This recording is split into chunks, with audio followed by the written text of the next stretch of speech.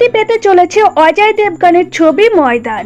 ভারতীয় ফুটবলের প্রাণ পুরুষ সৈয়দ আব্দুল রহিম রহিম সাহেবের চরিত্রের উপর ভিত্তি করে বানানো হয়েছে ছবিটি। একদা ভারতীয় ফুটবলকে কোচিং করিয়ে বিশ্বের দরবারে প্রতিষ্ঠিতা করিয়েছিলেন হায়দ্রাবাদ থেকে উঠে আসা এই কোচ।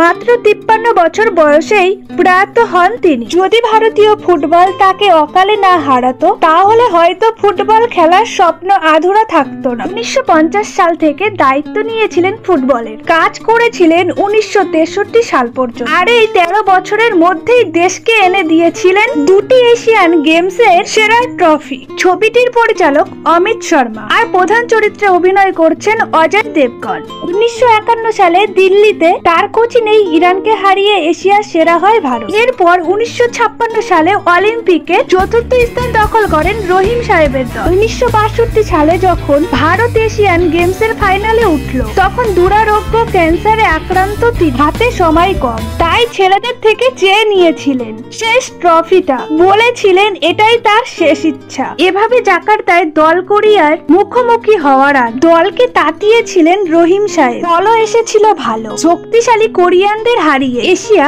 সেরা হয়েছে। বলরাম, অরুণ ঘোষ, পি.কে. বন্দ্যোপাধ্যায় ভারতীয় দল। 11 এপ্রিল মুক্তি পাচ্ছে রহিম সাহেবের biopic Maidan, director by Boney Kapoor.